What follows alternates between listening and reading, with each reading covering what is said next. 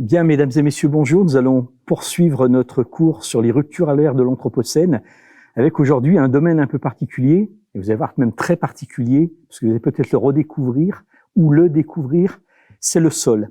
Et le sol que j'ai intitulé dans le cadre de ce cours l'Arlésienne du droit, parce que c'est comme l'Arlésienne de Daudet, on en entend beaucoup parler, mais on ne le voit jamais.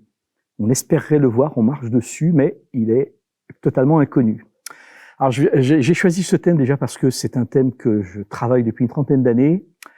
Je suis également vice-président de l'Association française pour l'étude du sol, en charge des questions de réglementation. Et avec mes collègues, on mène beaucoup de réflexions, collègues scientifiques, pédologues, microbiologistes, etc. On mène beaucoup de réflexions sur les questions de protection du sol. Et je travaille actuellement avec l'INRAE de Dijon sur les questions de labellisation et de protection de la qualité du sol dans le cadre de la production alimentaire.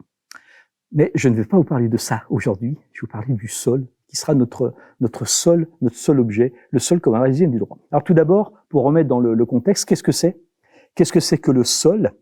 Comment s'établit le processus de constitution de celui-ci? En fait, vous avez dans la structure terrestre ce qu'on appelle la roche-mère, qui fait l'objet de diverses altérations par des processus physiques, le gel, la pénétration des racines, donc qui vont faire éclater cette roche-mère, qui vont la fragmenter. Vous avez un certain nombre de processus chimiques, avec les actions des eaux qui sont chargées d'acide, qui vont dissoudre les calcaires, qui vont hydrolyser les minéraux silicatés et vont engendrer des complexes d'altération, argile, oxyde de fer, sel, etc., etc. Et il va y avoir une incorporation de matière organique par minéralisation de molécules organiques et humification, c'est-à-dire donc l'édification d'acide humique à partir de molécules issues de la minéralisation. Et donc on va avoir la création de ce qu'on appelle l'humus. Et il faut savoir, et c'est pour ça que le sol est fragile, c'est que pour constituer 1 centimètre d'humus, il faut un siècle.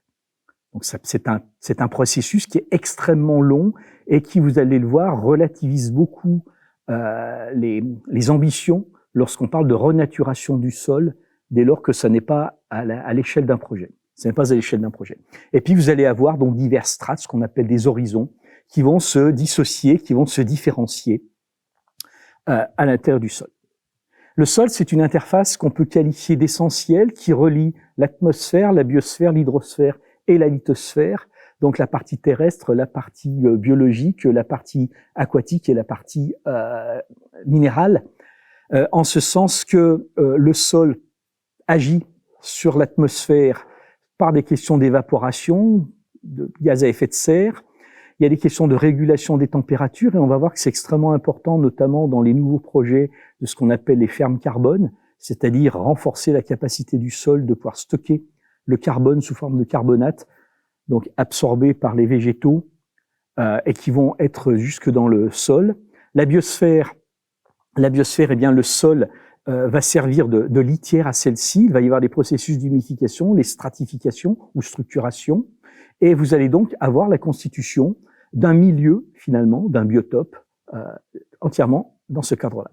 L'hydrosphère également, dans la mesure où vous avez une très forte capacité de filtration du sol en fonction d'un certain nombre de caractéristiques physiques et qui vont permettre de produire l'eau potable notamment, et en tout cas son stockage dans le sous-sol, mais également le stockage et la circulation en surface du fait de son imperméabilisation.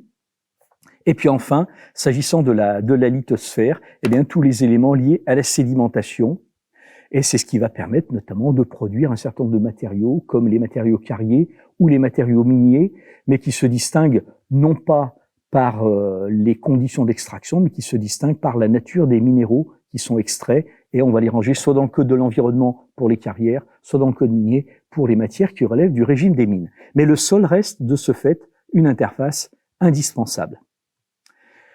Pourquoi? Parce qu'il rend un certain nombre de services écosystémiques.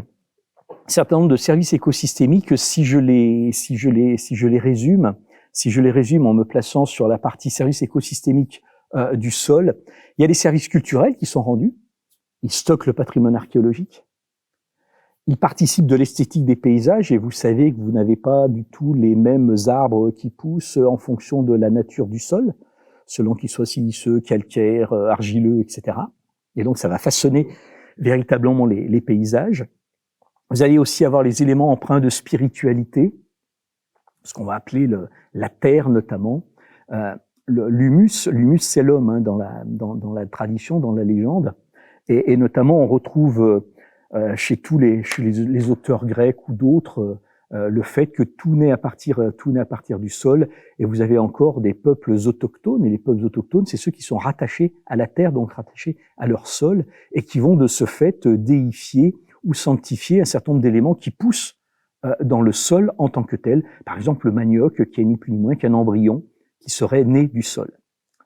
Vous avez également des services de régulation avec le recyclage des déchets par une dégradation progressive qui est liée à la composition physico-chimique du sol. Vous avez des flux vers l'air et vers l'eau, comme je vous l'ai expliqué.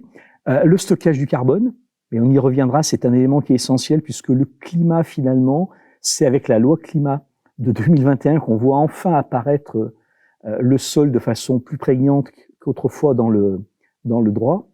Et puis vous avez, il sert d'habitat de biodiversité, avec tout, notamment les micro-mammifères, avec tout ce qui concerne les annélidés, par exemple, la faune fouisseuse et autres.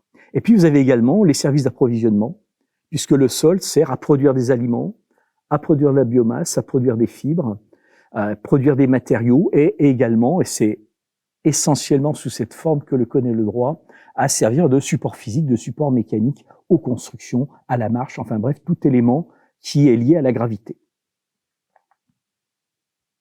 Alors, changeons de registre, après l'avoir vu d'un point de vue scientifique. Le sol vu du droit, qu'est-ce que c'est?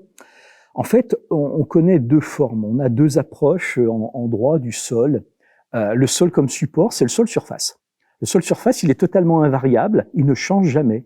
On peut dire de ce point de vue que le sol ne disparaît jamais. C'est une surface corporelle qui est marquée par des limites qui sont reconnues par la règle de droit. C'est une étendue.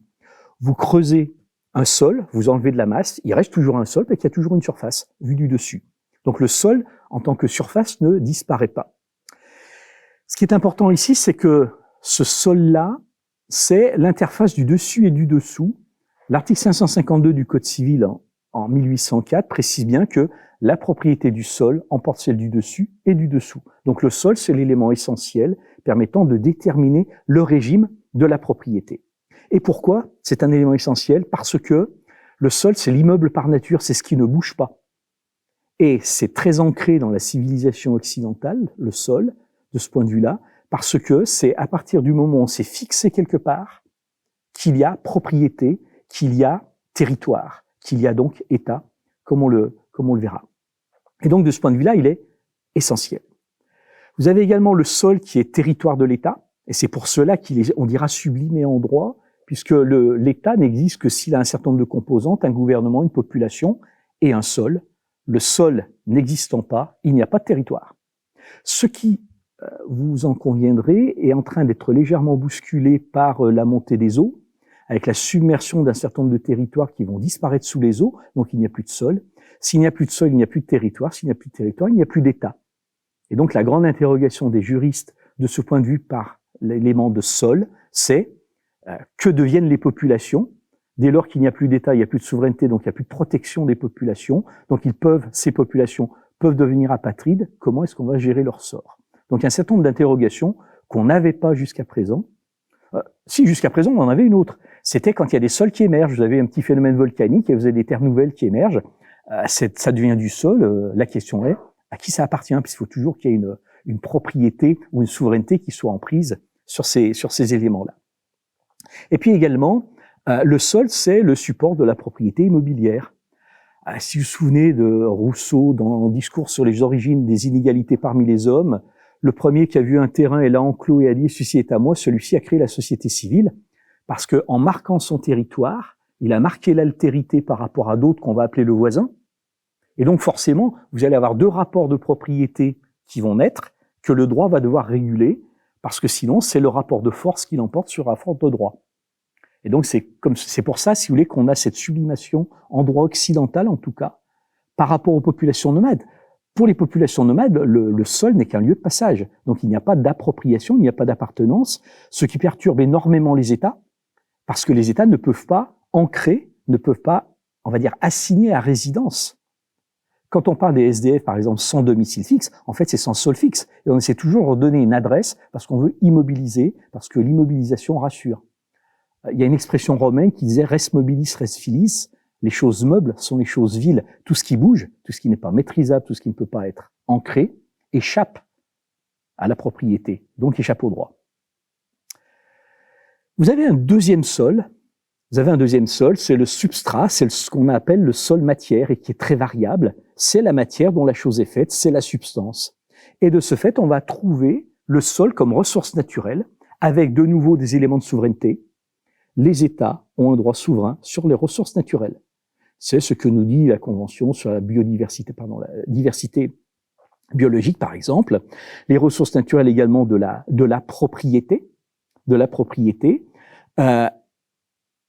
et qui va également avoir une présomption de propriété des éléments sous-jacents, parce que lorsque l'article 552 du Code civil, que j'ai évoqué tout à l'heure, nous dit la propriété du sol emporte celle du dessus et du dessous, ça n'est qu'une présomption qui peut être combattue par la preuve contraire, et on va pouvoir faire ce qu'on appelle des stratifications juridiques, donc dissocier le dessus du dessous. On peut par exemple, quand on fait un métro, quand on creuse un tunnel, on peut dissocier la propriété du tunnel de la propriété de tout son environnement de sol. L'un appartiendra à l'exploitant du tunnel, l'autre appartiendra au propriétaire. On peut avoir une champignonnière, par exemple, qui appartient à l'exploitant, mais qui n'appartient pas au propriétaire du sol, parce qu'on a fait cette dissociation. Et c'est un élément qui est très important, puisque j'en reviens à mes populations nomades ou mes populations autochtones. C'est ce qui a permis de créer, notamment avec Vattel, le traité du droit des gens, ce qu'on appelait la terra nullius, la terre sans maître. Et c'était une doctrine, si vous voulez, qui a permis de spolier les indigènes de leurs terres en considérant que s'ils ne les cultivaient pas, ils ne se les étaient pas appropriés. Donc la terre était sans maître. Et donc, comme elle était sans maître, c'était le premier occupant, donc le colonisateur, qui peut en devenir le maître. Voilà. Donc le sol est un élément qui est, en tout cas dans la culture occidentale, fondamentalement essentiel d'un point de vue juridique. Mais ça reste une arlésienne du droit, parce qu'on parle du sol, mais il faut attendre une directive du 24 juillet 2010 qui a strictement rien à voir avec le sol. Quand je dis strictement rien, c'est une directive qui est sur l'exploitation industrielle. C'est l'ancienne, ce qu'on appelle directive PRIP, protection et réduction intégrée de la pollution, c'est sa version 3, donc on voit que le sol n'y est pas. Et c'est la première fois qu'on a en droit, en tout cas en droit positif, une définition du sol, qui est la suivante, c'est la couche superficielle de l'écorce terrestre située entre le substratum rocheux et la surface. Le sol est constitué de particules minérales, de matière organique, d'air, d'eau et d'organismes vivants. Donc on est plus dans une description de ce que c'est, de ce point de vue-là. Alors pourquoi est-ce que cette directive prend en compte le sol? Tout simplement parce qu'elle prévoit les conditions de remise en l'état à la suite d'une exploitation industrielle, et que pour pouvoir obtenir une autorisation à partir de ces directives, il faut que l'exploitant fournisse une étude de l'état du sol initial pour savoir comment il devra restituer le sol en fin d'exploitation. Mais le sol n'est là que pour cette raison-là. Il n'a pas d'autre finalité ici.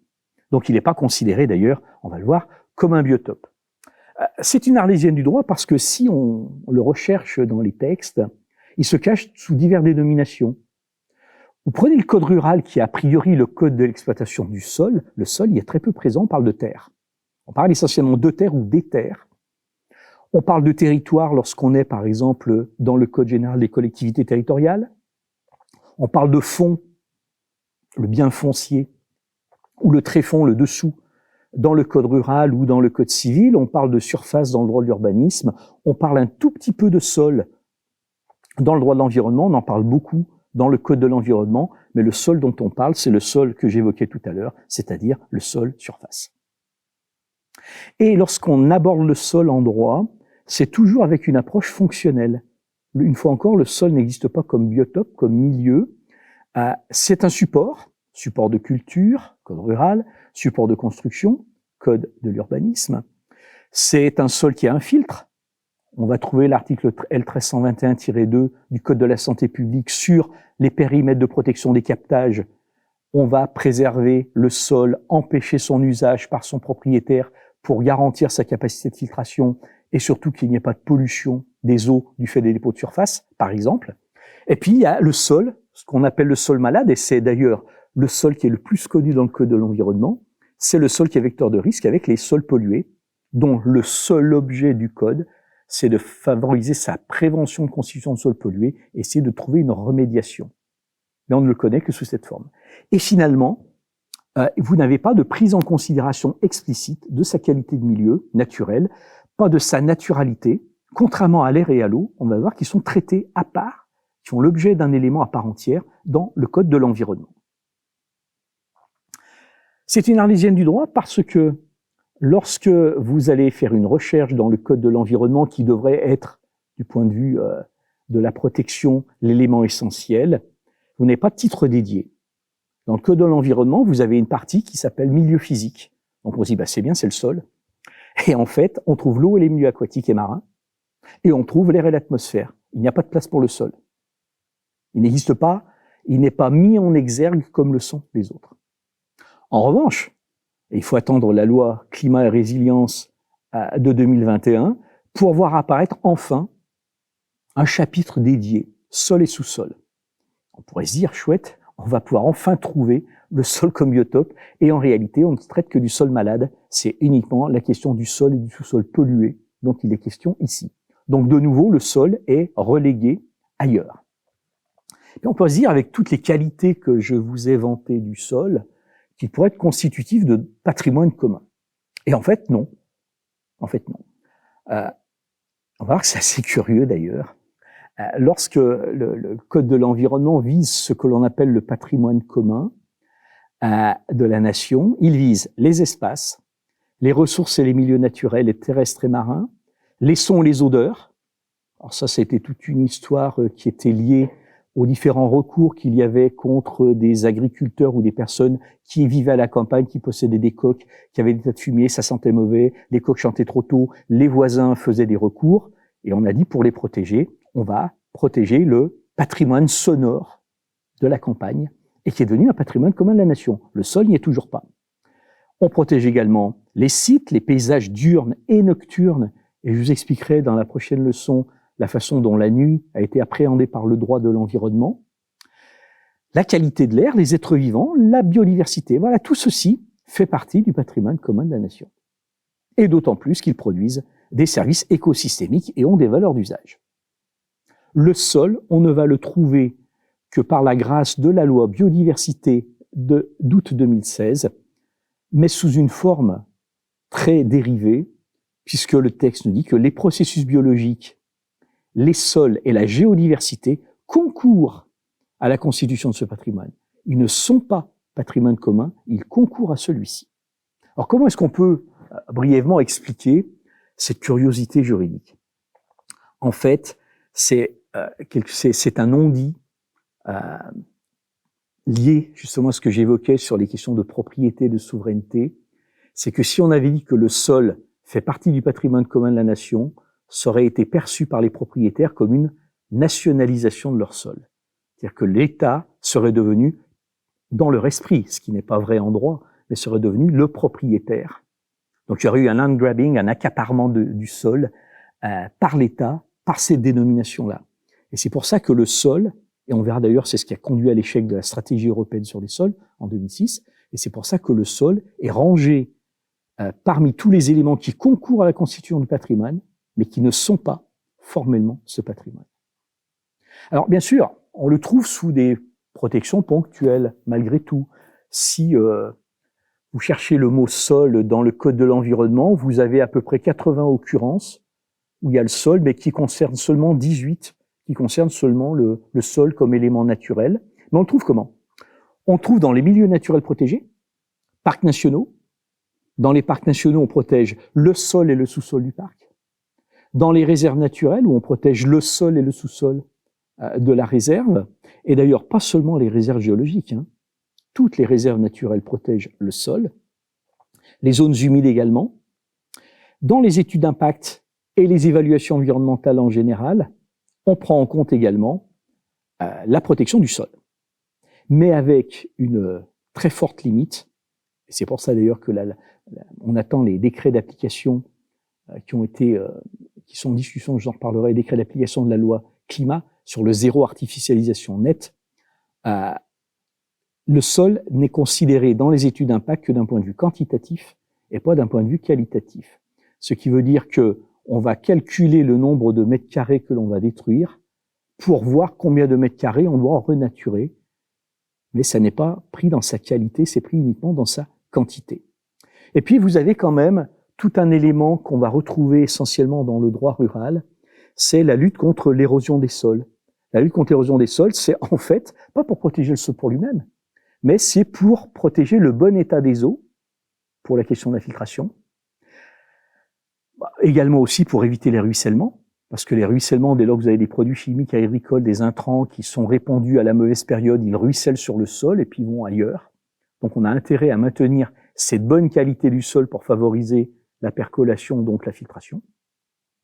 Et puis vous avez également la lutte contre l'artificialisation des sols qui va être mise en place notamment par les agences de l'eau pour garantir cette capacité. Mais c'est ce lien que j'appelais fonctionnel du sol et de l'eau qui est essentiellement pris en considération.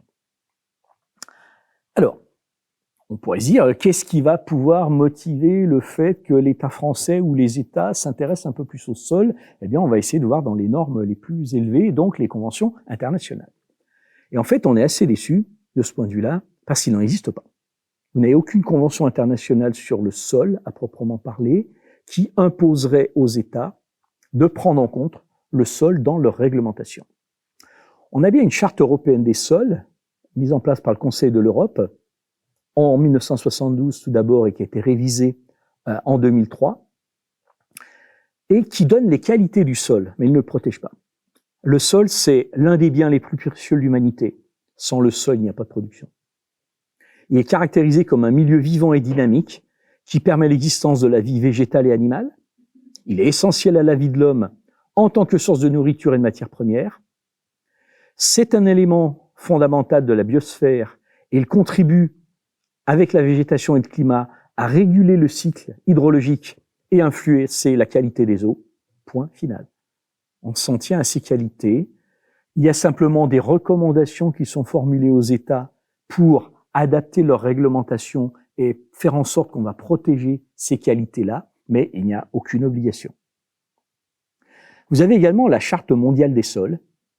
Alors de nouveau, Charte mondiale des sols, c'est au même niveau que la Charte européenne des sols de 1981. Mais c'est intéressant parce qu'elle précise ici que c'est une ressource limitée. C'est-à-dire qu'elle ne se renouvelle pas, en tout cas pas à l'échelle humaine. Donc on pourrait dire que c'est une ressource finie en tant que telle. Si on prend la vieille terminologie qu'on avait au XVIe siècle sur les mines, le sol ne repousse pas, en tout cas à l'échelle humaine. Donc c'est une ressource qui est limitée et donc de ce fait appelle une protection spécifique pour en assurer la conservation parce que c'est considéré par cette charte mondiale comme l'un des biens les plus précieux de l'humanité. On va trouver de nouveau aussi au registre des bonnes intentions l'agenda 21 de la conférence de Rio en 1992. Celle-ci ne fait que, alors qu'il y a une vingtaine de recommandations, ne fait que promouvoir le sol pour une utilisation durable. Point final. On ne parle pas de protection, on parle d'utilisation essentiellement. Le sol, c'est une ressource, comme telle. On trouve également, toujours dans la suite de la Convention de Rio, la Convention des Nations Unies sur la lutte contre la désertification, donc qui va lutter contre l'érosion des sols, qui est causée par le vent ou l'eau, la détérioration des propriétés physiques et chimiques, biologiques ou économiques des sols. Vous notez ici que cette convention ne s'attache pas au désert, mais à la désertification, c'est-à-dire au processus qui conduit au désert, donc bien en amont de celui-ci pour éviter les atteintes au sol. Il y a d'ailleurs en France, vous avez le Conseil scientifique français de la désertification qui travaille sur les études et qui promeut les études à l'étranger, notamment en Afrique, sur la protection des sols contre la désertification et qui participe à la constitution de la Green Belt, la grande ceinture verte qui permettrait d'arrêter l'avancée du désert. Et on voit ici que le sol, de nouveau, le seul élément qu'on voit de positif, c'est qu'on a une convention qui s'applique effectivement, mais elle s'applique non pas comment dire, pour valoriser le sol, mais pour le protéger contre des atteintes qui ne sont pas que naturelles, mais qui sont aussi fondamentalement artificielles, puisque un trop fort usage du sol, l'altération du sol fait qu'il ne reste pas, il ne peut plus rester en place et il est érodé par les phénomènes éoliens ou hydriques, par exemple. On trouve alors celle-ci, elle est appliquée dans tous les États qui appliquent la Convention des Alpes, la Convention alpine, la CIPRA, Convention alpine. Vous avez un protocole spécifique de la CIPRA qui a été signé à Bled en 1998, qui impose que le sol alpin, puisque c'est son champ, soit préservé de façon durable en vue de sauvegarder son utilisation comme surface pour l'urbanisation et les activités touristiques. À aucun moment il n'est dit qu'on doit le préserver pour autre chose. En tout cas pas comme milieu en tant que tel. Alors ceci est lié essentiellement au fait que la Convention alpine, dans sa structure, prévoit la protection des Alpes, essaie de s'adapter, on va dire, à une approche qui, je ne sais pas comment la qualifier, un déterminisme géographique. Si vous regardez les villages en montagne qui sont tous resserrés les uns contre les autres, etc., c'est pas pour éviter la déperdition de chaleur et autres, c'est parce que plus le village est petit, plus il est resserré, plus on économise les sols à vocation agricole, puisque le sol est très pauvre, et donc extrêmement rare, et donc précieux. Mais en tout cas, cette convention CIPRA sur le protocole de Bled sur la protection des sols limite son approche, limite la protection à les surfaces urbanisables et d'activités touristiques. Vous avez le partenariat mondial sur les sols. Alors enfin, on dira enfin, la FAO s'intéresse d'un peu plus près à la protection des sols en 2013. Mais le sol, de nouveau, il est fonctionnalisé, comme vous le voyez. C'est pour la sécurité alimentaire. D'ailleurs, on a les programmes alimentaires territoriaux. Les PAT en France, ça relève de la même problématique. C'est garantir la sécurité alimentaire en protégeant les sols, l'adaptation au changement climatique et l'atténuation de ses effets, parce qu'on verra que le sol, de nouveau, est fonctionnalisé comme un des remèdes potentiels pour lutter contre le réchauffement climatique. Alors que fait ce partenariat mondial? Il promeut des systèmes de production durables, prometteurs, et les services écosystémiques. Il reconnaît la fourniture de services écosystémiques. Je ne sais pas si vous vous souvenez de mon cours de la semaine dernière, je crois, sur les abeilles, lorsque j'évoquais, sur les services écosystémiques rendus par les abeilles, lorsque j'évoquais les conventions sous l'égide de la FAO, on était bien dans reconnaître et garantir la pérennité de la production de services écosystémiques. On est toujours dans la même logique d'exploitation de l'environnement. Avec une terminologie qui est intéressante, c'est le health, c'est la santé du sol. On verra, j'en reparlerai tout à l'heure, qui est extrêmement critiqué par les scientifiques parce que ça laisserait supposer que le sol est un corps vivant en tant que tel.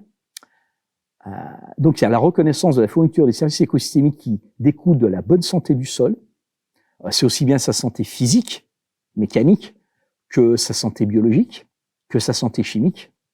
Dans le droit de l'eau, d'ailleurs, dans la DCE, la directive cadre sur l'eau, la 2060, on parle de bon état écologique, bon état chimique, etc. Vous n'avez pas encore l'emploi de ce vocabulaire pour le sol. Et vous avez enfin, toujours dans ce partenariat mondial, une élaboration des normes pour la santé et la gestion des sols, le soutien aux politiques et aux stratégies de gestion durable, productivité, piégeage du carbone et biodiversité, non pas la biodiversité pour elle-même, mais parce que la biodiversité participe de l'entretien et du renouvellement du sol pour pouvoir l'utiliser. Et enfin, c'était l'année internationale en 2015. Alors, si un jour vous avez l'occasion d'aller sur le site de l'ONU, vous verrez qu'il y a beaucoup d'années internationales sur plein de sujets assez baroques. Et il y a eu en 2015 l'année internationale des sols et la journée mondiale des sols qui désormais a lieu tous les 5 décembre.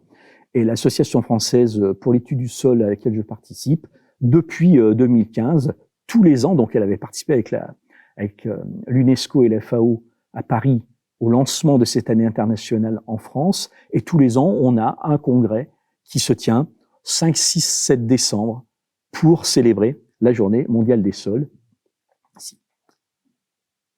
La prochaine fois, c'est à Toulouse.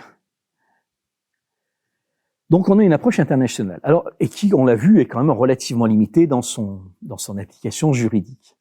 Alors, il y a quand même une autre échelle qui est beaucoup plus intégrée, c'est le droit de l'Union. C'est le droit de l'Union. Et on va trouver le sol dans diverses directives. Donc, je rappelle que les directives ont fixé des objectifs que les États doivent atteindre. Donc, ils ont le libre choix des moyens avec une obligation d'objectif. On va la trouver dans divers textes. La protection des sols industriels, dans le cadre de la directive Seveso 3, mais c'est exclusivement une question de maîtrise de l'urbanisation autour des installations. Donc, c'est une protection du sol péri-industriel pour éviter l'urbanisation, éviter l'effet domino si vous avez une explosion dans l'usine et que ça se répercute à l'extérieur. Vous avez la directive PRIP 3, protection et réduction intégrée de la pollution, qui s'appelle en réalité DIE, en français directive sur les émissions industrielles. Et donc c'est celle que j'évoquais, mais qui ne vise que la question de la pollution du sol. On étudie le sol en amont pour savoir quel est son niveau de référence pour le réhabiliter en aval. Vous allez avoir toutes les directives sur l'évaluation environnementale, que ce soit les plans et programmes, que ce soit les directives travaux publics et privés, par exemple, qui vont tenir compte du sol dans une perspective de ce qu'on appelle, et on verra plus tard, l'artificialisation des sols pour la limiter.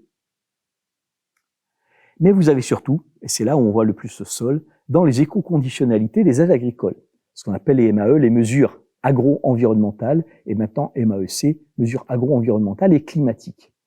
Si vous prenez la première où on voit véritablement le sol apparaître, donc un règlement de 2009, l'éco-conditionnalité permet de protéger les sols contre l'érosion par des mesures appropriées.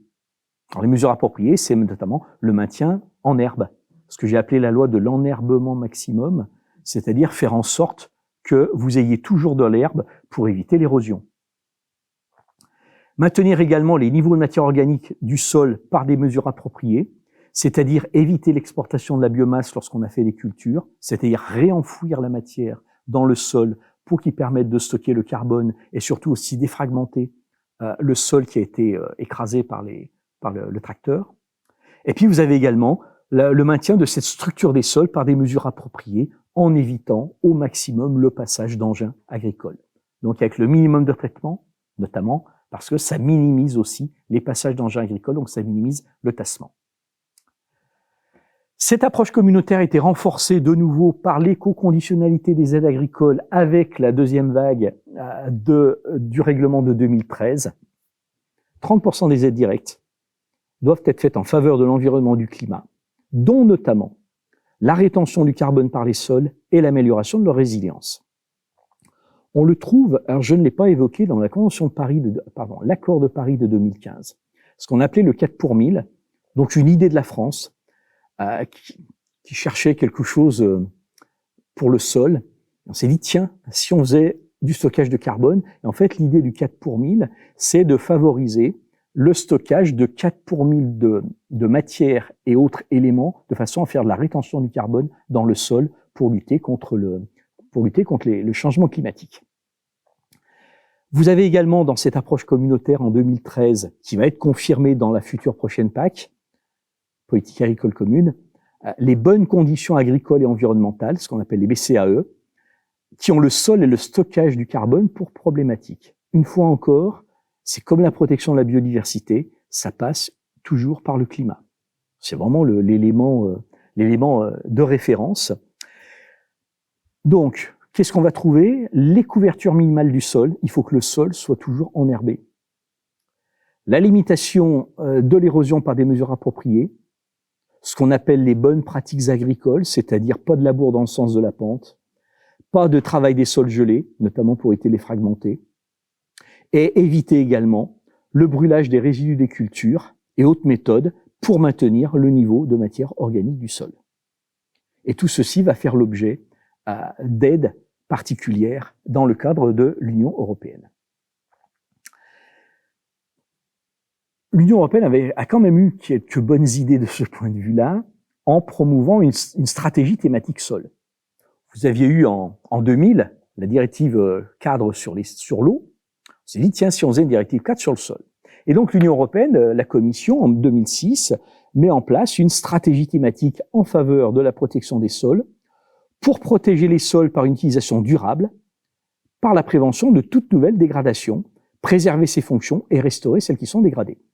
Donc c'est exactement ce que les partisans de la biodiversité des sols attendaient. 4 objectifs sont fixés. Établir une législation cadre, donc ça veut dire un projet de directive cadre sur la protection des sols. Intégrer la protection des sols dans la formulation et la mise en œuvre des politiques nationales et communautaires, c'est-à-dire que tout élément communautaire, toute décision doit désormais intégrer les questions de sol, qu'il s'agisse d'aménagement routier, qu'il s'agisse d'agriculture, qu'il s'agisse, etc. J'ai pas dit d'urbanisme parce que l'urbanisme ne relève pas du droit de l'Union pour des questions essentiellement de souveraineté. Également, elle va promouvoir la recherche, les travaux de recherche dans certains domaines de la protection des sols, avec des programmes de recherche communautaires et nationaux. Notamment, c'est comment se constitue le sol, comment est-ce surtout on reconstitue le sol. J'ai des collègues et amis qui travaillent beaucoup sur, non pas les questions de renaturation, mais les questions de fabrication, questions de fabrication du sol, ce qu'on appelle les ethnosols. On construit du sol, ni plus ni moins, notamment avec des systèmes de lasagne, donc avec des cartons, de la matière organique, des cartons de matière organique, etc., pour étudier les modalités de reconstitution de celui-ci. Et on le fait très souvent, ils le font souvent sur les toitures, de façon à pouvoir favoriser l'agriculture urbaine.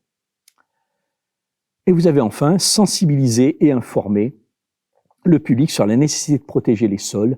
Vous avez tout plein de séries, alors je n'ai pas amené les diapositives, vous avez toute une série de campagnes pour faire découvrir le sol aux gens et leur dire le sol, c'est pas seulement le lieu où l'on marche. Vous avez même une initiative européenne, c'était Soil for You. C'est à la suite, on va le voir, de l'échec de cette stratégie thématique, où on a essayé de mobiliser l'essentiel des citoyens parce que vous avez un dispositif communautaire qui permet, avec un nombre minimal de population répartie dans un nombre minimal d'États, de pouvoir lancer une initiative dont serait saisie la Commission pour pouvoir produire une directive. Malheureusement, le dispositif a échoué. Enfin, il n'y avait pas assez de personnes. Il faut dire que le processus, comme il est communautaire, il est extrêmement intrusif. Il fallait notamment donner tout son pédigré, son adresse, enfin tout un certain nombre d'éléments qui fait que beaucoup de gens ont été assez réticents. C'était pas un simple vote comme ça. Il y avait beaucoup trop d'éléments techniques qui ont fait que beaucoup de gens se sont un peu lassés de remplir des pages et des pages de formulaires pour juste dire on veut une directive sur le sol. Mais ce projet de directive a échoué. Il a échoué pour au moins 3 raisons. Question de subsidiarité. On considère que le sol n'est qu'une affaire des États et n'est pas l'affaire de l'Union européenne. D'ailleurs, l'Union européenne ne s'y intéresse que dans 2 domaines, l'agriculture, et lorsqu'elle s'intéresse à l'urbanisme, elle ne le fait que dans un cas, c'est que la directive Seveso 3 sur les questions de construction autour des installations industrielles. Sinon, le sol n'existe pas en tant que tel. Et puis, on a considéré aussi que cette directive aurait conduit à des coûts excessifs et à des charges administratives pour les États. Tout simplement pourquoi? Eh bien, parce que ça obligeait formellement les États à imposer la dépollution des sols aux exploitants qui auraient pollué. En France, en Lode, en Allemagne, on a à peu près 300 000 sites pollués inventoriés. Donc vous imaginez le coût que cela aurait pu avoir. Alors ce qui est assez amusant, entre guillemets, lorsqu'on lit les débats qui étaient relatifs à la directive cadre, modifiée par le Parlement, c'est qu'au départ, on nous dit que le sol a été exploité par l'agriculture qui le détruit. Le même paragraphe a été réécrit après passage au Parlement européen. Le sol valorisé de tout temps par l'agriculture. Pour vous montrer la philosophie générale qu'il pouvait y avoir. Et puis il y avait le lobbying des opposants. D'ailleurs qu'on retrouve, c'est assez étonnant, on va retrouver ce même lobbying dans les projets de décret d'application de la directive, de la loi climat sur les aspects de sol. C'est notamment les carriers. Les carriers se mettent en dehors parce que si le sol des carrières, c'est du sol, et notamment ce qu'on appelle le sol de découverte avant d'attaquer la roche-mère pour sortir les matériaux, eh bien, c'est du sol comme tel. Donc, il faut le protéger. Mais vous avez un très fort lobbying des opposants. L'attachement à la souveraineté. Je vous ai dit, le sol, c'est l'élément essentiel, fondamental, le socle physique de l'État. Donc, l'Union européenne ne peut pas, puisqu'on n'est pas dans un État fédéral, donc l'Union européenne ne peut pas toucher au sol. Il y a eu un très, très grand retard. Et puis, vous avez eu ce qu'on appelle la charrette des condamnés. C'est-à-dire que la Commission européenne, à partir du moment où vous avez des directives, des projets de directives qui mettent plus d'un certain temps à émerger, on les met dans une charrette et on les envoie à la décharge. Autrement dit, elles ont été purement et simplement supprimées des débats. Donc on est resté pendant plusieurs années sans rien. Et sans rien, oui et non, plutôt que de faire une directive 4 qui aurait donné, si vous voulez, un certain nombre de principes généraux en droit de l'Union pour protéger le sol, eh bien on a fait du saupoudrage. C'est-à-dire qu'on va mettre un peu de sol dans d'autres textes, notamment la surveillance de l'imperméabilisation des sols dans le cadre d'un programme européen de surveillance de la terre, l'intégration des sols dans les différentes politiques avec un partenariat pour le développement durable de l'agriculture, ou alors les éléments d'analyse du sol par télédétection, mais c'est essentiellement pour des questions liées à la surveillance des émissions de gaz à effet de serre. Mais on trouve un peu comme ça le sol. Et surtout, enfin, l'Union européenne met en place une nouvelle stratégie. Donc là où en 2006 on a échoué, 15 ans plus tard, on a une nouvelle stratégie puisqu'elle a été proposée par la Commission le 17 novembre dernier, avec comme donc ces stratégies de l'Union européenne pour les sols, avec comme un certain nombre d'objectifs. C'est, qui seraient d'ailleurs juridiquement contraignants, c'est limiter le drainage des zones humides et des sols organiques et restaurer les tourbières gérées et drainées, essentiellement pour maintenir et augmenter le stock de carbone dans le sol, limiter les risques d'inondation, renforcer la biodiversité. Deuxième cadre, c'est favoriser le carbon farming, donc les fermes carbone, la culture du carbone, comme on pourrait le traduire, avec une certification des sols pour l'élimination du carbone. Avec mon équipe dans mon institut, on a travaillé sur la labellisation de la qualité des sols. Et on essaie de voir comment on peut trouver des labels, notamment pour cet élément-là. Et pourquoi ce carbon farming? Parce que ça serait un moyen de rémunérer ou d'indemniser les agriculteurs, on ne sait pas encore sous quelle forme le faire, mais parce que ils maintiendraient leur sol dans un service collectif de stockage du carbone. On va simplement rémunérer ce que le sol fait tout seul depuis qu'il est sol. Autre mesure, alors directive sur la santé des sols. Alors ce qui est très intéressant, c'est que vous savez sans doute qu'on a promu ce qu'on appelle le One Health, une santé unique, donc animaux, hommes, végétaux. Et lorsqu'on étudie un peu tous les éléments qui sont mis en place, on cherche le sol.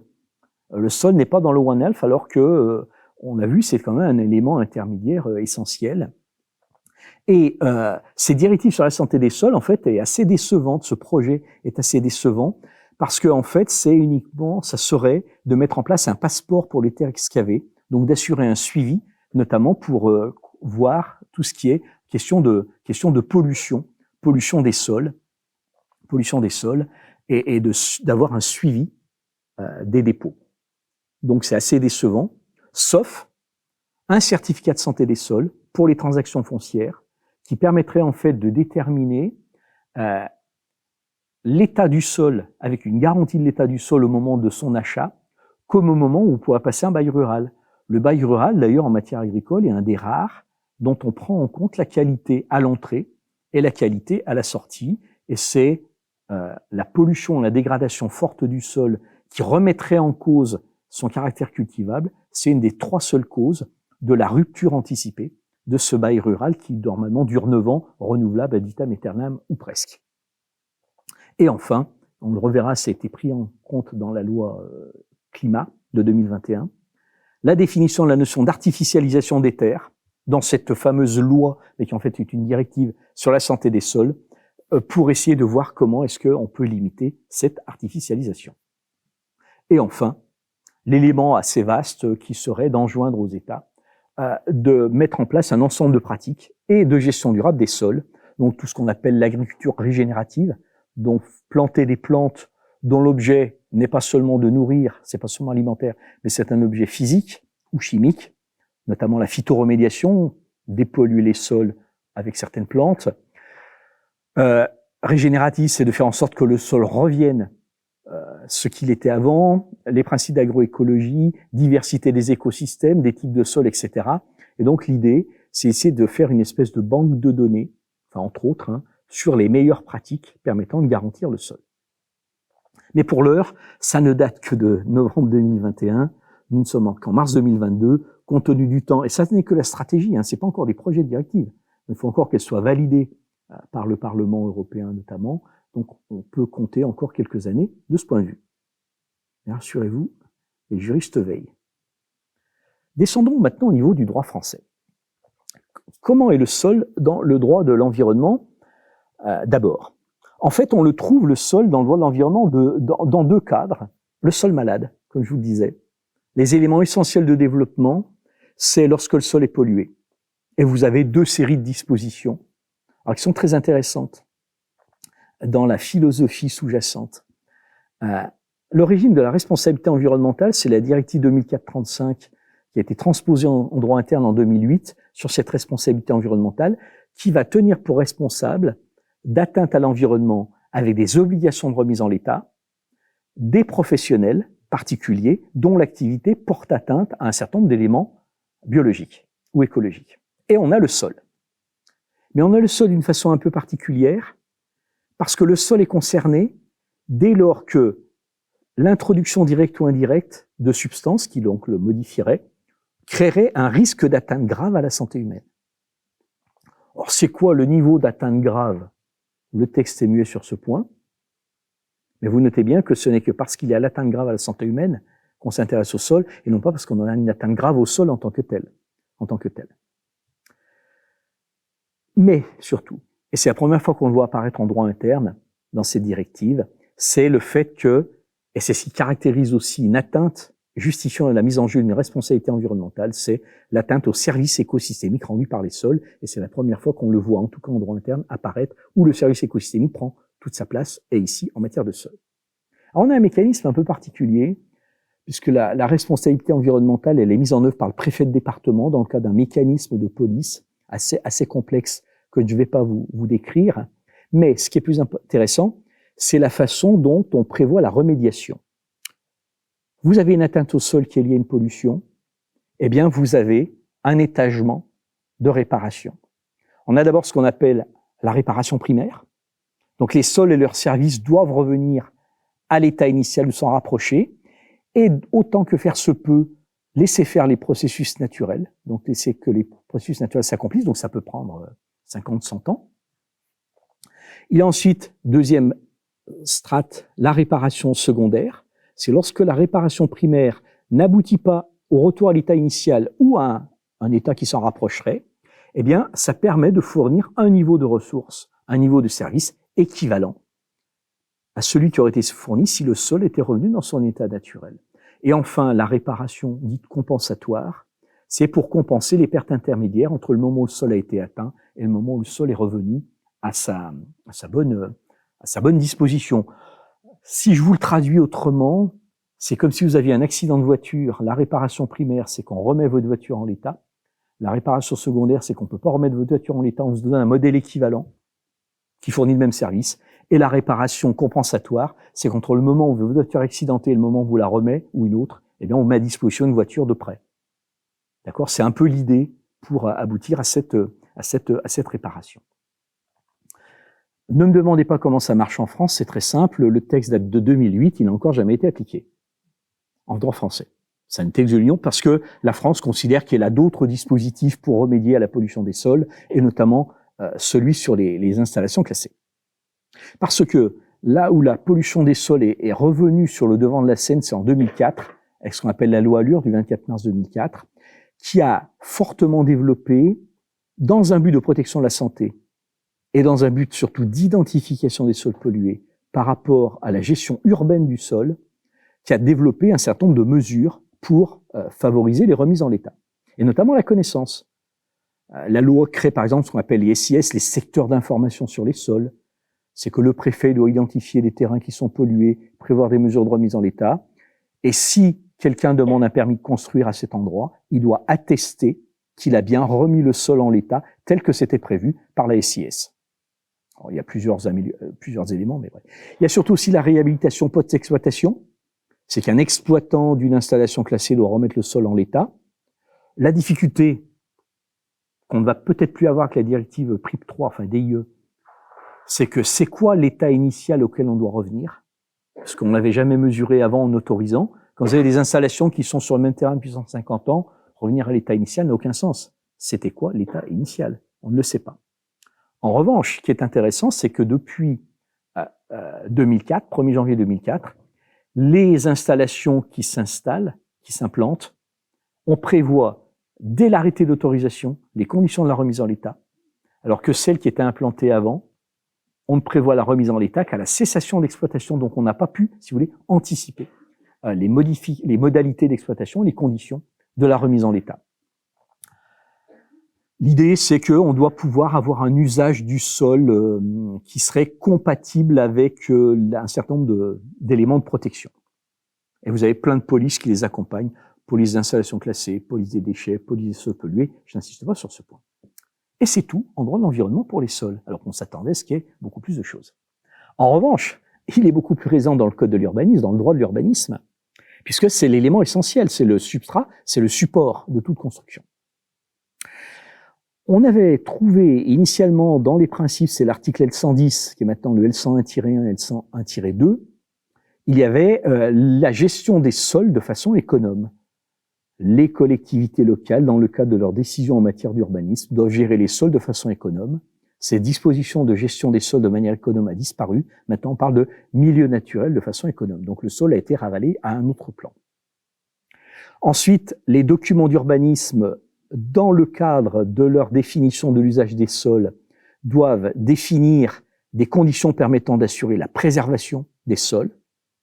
Mais surtout, c'est qu'ils doivent faire l'objet d'une évaluation environnementale, c'est-à-dire qu'on doit, avant même de les mettre en œuvre, avant même de les adopter, mesurer leurs effets sur la protection du sol et prendre en compte des mesures qui permettraient d'y remédier. Ça, c'est sur le plan des principes. On va trouver quelques mesures ponctuelles, loi montagne 1985, loi littoral 1986. La montagne, la loi montagne est donc, en termes d'urbanisme, on doit préserver les terres nécessaires au maintien et au développement des activités agricoles, pastorales et forestières. On ne peut pas avoir en montagne ce qu'on appelle d'urbanisation en tache d'huile. Tout doit être concentré dans ce qu'on appelle les parties actuellement urbanisées, sauf un certain nombre d'exceptions, mais c'est en 1985 et d'exception en exception, là où avant c'était uniquement l'extension mesurée à partir des bourgs et villages, maintenant c'est bourgs, villages et hameaux, après c'était bourgs, villages, hameaux et petites constructions traditionnelles. Bref, on étend à chaque fois les pôles nodaux à partir desquels on va pouvoir faire de l'urbanisation. Et systématiquement, quand on a des lois sur l'urbanisme, on voit toujours revenir les questions, j'avais appelé ça le droit à l'assaut de la montagne, où on essaie à chaque fois de tirer le maximum des terres. En termes d'urbanisation, on a la même chose, on trouve, parce que c'est le texte FIB en matière littorale par rapport à la loi de montagne, on trouve globalement les mêmes choses sur le littoral. Mais surtout, c'est que le droit de l'urbanisme prévoit l'affectation des sols en fonction d'un certain nombre de qualités. Les zones A, c'est les zones agricoles, ce qui sont à protéger en raison du potentiel agronomique, biologique ou économique des terres agricoles. Donc on ne peut normalement y autoriser que les constructions à fins agricoles ou à des fins de services publics. Dans les zones U, donc les zones urbaines doivent localiser les terrains cultivés à protéger et inconstructibles en tant que tels. Ce qui est très intéressant, parce que je participe à un RMT, un réseau mixte technologique, qui s'appelle AgriUrb, sur l'agriculture urbaine. On est en train de travailler sur comment est-ce qu'on peut juridiquement, économiquement, et socialement, tout un certain nombre de mesures d'accompagnement, protéger les terres agricoles en ville, faire de la véritable agriculture urbaine. Et on travaille beaucoup sur comment est-ce qu'on peut asservir les documents d'urbanisme à cette protection. Et puis vous avez tout un certain nombre de régimes particulier. Lorsqu'on n'a pas de document d'urbanisme, on peut construire que dans les parties actuellement urbanisées, donc on ne peut pas s'étendre, sauf exception. Et puis si on compromet les activités agricoles et forestières alors qu'on n'a pas de document d'urbanisme, le maire peut opposer une disposition à ce titre. Je passe sur les espaces agricoles pour en venir surtout aux nouveaux dispositifs issus de la loi climat. Vous avez formellement, alors ça date d'ailleurs de la loi SRU, Solidarité et Renouvellement Urbain du 13 décembre 2000, un principe d'économie des sols. La loi SRU a promu un principe, c'était reconstruire la ville sur la ville pour éviter les taches d'huile. Donc on va essayer de supprimer dans le droit de l'urbanisme toutes les dispositions qui vont faire qu'on a cette extension en taches d'huile. On supprime par exemple les zones NB, ce qu'on appelle les zones d'urbanisation diffuse, elles sont supprimées. On va supprimer avec la loi Allure le COS, coefficient d'occupation des sols, ce qui veut dire qu'on va permettre une surdensification dans des secteurs. On va supprimer la notion de surface minimale. Surface minimale, c'est qu'on ne peut construire qu'on a un minimum de surface, par exemple 800 mètres carrés. En accès 750, on ne peut pas construire. Donc si on ne peut pas construire, on va construire ailleurs, donc on va s'étendre. Donc en libérant le sol à l'intérieur de la ville, ça permet d'éviter d'occuper le sol à l'extérieur de la ville. Donc on essaie de reconcentrer petit à petit, et ce sont tous ces éléments de philosophie de l'occupation des sols qui doivent être pris en compte dans les rapports de présentation, aussi bien du schéma de cohérence territoriale, le SCOT, que dans le rapport de présentation du plan local d'urbanisme, qui doivent tous les deux analyser la capacité de densification. Et ce qui est intéressant dans les nouveaux dispositifs, c'est que lorsque un PLU, par exemple, va vouloir ouvrir à l'urbanisation une nouvelle zone à urbaniser AU, on doit faire un bilan de la densification qui a été effectuée, des possibilités de densification qui restent dans les zones qui ne l'ont pas été, avant d'ouvrir à l'urbanisation d'autres zones. Donc on va essayer, si vous voulez, de rationaliser l'occupation des sols dans ce cadre-là. Ce qui a beaucoup fait évoluer cette lutte contre l'artificialisation, je vous disais, c'est la loi Allure, c'était du 24 mars 2014, donc, qui va notamment lutter contre les friches commerciales ou les friches industrielles, c'est-à-dire ces vastes ensembles qui ne sont plus occupés, qui sont totalement désertés, mais qui, dans le même temps, ne peuvent plus servir à d'autres choses, avec une obligation de remise en l'état en fin d'exploitation. C'est-à-dire que si un commerce n'est plus exploité pendant plus de 3 ans pour un certain nombre de raisons, il doit y avoir réhabilitation des terrains. On va limiter la superficie des parcs de stationnement, notamment à 0,75 par rapport à la capacité, donc essayer de les faire au maximum en sous-sol plutôt que de les faire en surface. Essayer de faire en sorte que les commerces s'associent pour créer des parkings uniques et pas avoir des éléments totalement étendus. Modifier les techniques de fabrication des parkings pour favoriser l'infiltration de l'eau. Enfin bref, je dirais un peu l'imagination au pouvoir. Et surtout, on a un avis de ce qu'on appelle ce qu'on appelait autrefois, mais qui a changé de nom, la commission départementale, et c'est très révélateur de la consommation des terres agricoles, qui doit être consultée sur toute question relative à la régression des surfaces agricoles et comment est-ce qu'on va pouvoir y remédier. La loi climat, enfin, qui est la plus, celle qui va le plus loin, et encore, on verra, qui va promouvoir la lutte contre l'artificialisation des sols en mettant un principe en évidence, c'est le zéro artificialisation nette, vieux principe international sur le no-net loss, l'absence de perte nette. L'idée, c'est quoi? C'est qu'on doit atteindre un objectif national d'absence de toute artificialisation nette des sols en 2050. Et on doit avoir un rythme d'artificialisation qui est en dégradation progressive, de façon à ce qu'on n'ait plus d'artificialisation nette. Attention, ça ne veut pas dire plus d'artificialisation du tout. Net, c'est un bilan comptable, c'est j'artificialise, je renature proportionnellement. Je désimperméabilise, bref, tout un ensemble de techniques pour essayer de retrouver une quantité ou une qualité équivalente de sol, étant bien entendu, puisque ça avait été une des revendications d'un certain nombre de parlementaires, c'est qu'on ait des objectifs appliqués de manière différenciée sur le territoire, parce qu'on n'a pas du tout les mêmes artificialisations en Île-de-France qu'on peut l'avoir en Corrèze, par exemple. Mais en tout cas, un des nouveaux objectifs du droit de l'urbanisme, c'est de lutter contre cette artificialisation des sols avec un principe qui doit guider toutes les politiques des collectivités, c'est l'absence d'artificialisation nette qui va reposer sur 7 éléments. Maîtrise de l'étalement urbain, renouvellement urbain, optimisation de la densité, la qualité urbaine, la préservation, la restauration de la biodiversité. On invente, par exemple, en s'inspirant d'un modèle allemand et belge, ce qu'on appelle le coefficient de biodiversité. Donc, à chaque fois qu'on artificialise, on doit avoir un coefficient qui permet de maintenir de la biodiversité dans un certain pourcentage. La protection des sols, des espaces agricoles et forestiers. Et enfin, la renaturation des sols artificialisés. Mais tout ceci reste quand même en discussion. C'est fermé le 25 mars dernier la consultation nationale sur les 3 projets de décret d'application sur ce point. Si ça vous intéresse, vous avez un site spécial sur le ministère de l'Environnement où on peut consulter les décrets en projet, puis toutes les observations qui ont été faites par les personnes et qui sont extrêmement critiques sur la façon dont on définit ce qu'est l'artificialisation. Par exemple, une terre cultivée n'est pas artificialisée. Donc les terres agricoles sont toujours mises à part. Ce qu'on peut à la limite concevoir, ce qui est moins concevable, c'est que la nouvelle définition telle qu'elle serait prévue par le décret mettrait également à part les carriers. L'exploitation des carrières ne participerait pas de l'artificialisation des sols.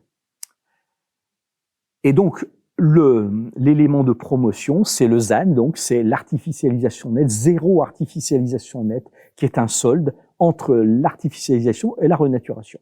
Mais qui pose un vrai problème, c'est quand même ce qu'on appelle le génie écologique, parce que renaturer un sol, on ne sait pas encore faire, pour le faire revenir à son niveau de résilience ou de fonctionnalité en tant que tel. Alors, quelques pistes de remédiation qu'on pourrait avoir, quelques propositions. C'est d'abord reconnaître le sol comme un milieu à part entière. Et on essaie toujours de promouvoir dans toutes les conventions dans lesquelles on participe les uns les autres un certain nombre d'éléments, de dire notamment, c'est pas simplement il concourt au patrimoine commun, mais le sol et ses services sont du patrimoine commun de la nation. Poser un principe effectif d'économie des sols, parce que le sol surface qui est économisé, c'est en réalité du sol matière et des fonctionnalités qui sont gagnées, ce qui nécessiterait de favoriser le recyclage foncier, faire en sorte de reconstruire là où on a déjà construit, expérimenter des dispositifs d'économie des sols. Il y a plein d'inventions. En Allemagne, par exemple, dans le Bade-Wurtemberg, a été mis en place un dispositif d'achat du droit à construire, c'est-à-dire qu'on est propriétaire de son sol, mais on ne peut construire que si on a acheté des quotas de constructibilité, comme on a les quotas d'émissions de gaz à effet de serre. On a en Suisse l'initiative Weber, par exemple, qui a été adoptée, qui est dans la LAT, dans la loi d'aménagement sur le territoire, qui interdit aux communes d'avoir plus de 10% de l'IFROI, c'est-à-dire d'avoir des habitations qui ne sont pas utilisées plus de temps dans l'année. Comme ça évite de l'expansion urbaine. Notamment, on sait que des chalets de montagne sont utilisés qu'une fois par mois, une fois dans l'année, enfin un mois dans l'année, ce qui fait que c'est très peu. Alors pourquoi autant étendre? Et puis surtout, éventuellement, j'avais conclu par ça l'autre jour avec les abeilles, c'est promouvoir les services écosystémiques du sol, en les identifiant, 2, en les rattachant. Je vous avais évoqué la transpropriation, c'est-à-dire cette capacité de service qui n'appartiendrait pas aux propriétaires du sol, mais à la nation et pour lequel il serait ou indemnisé ou rémunéré. Et enfin, valoriser ces services. Je vous remercie pour votre attention.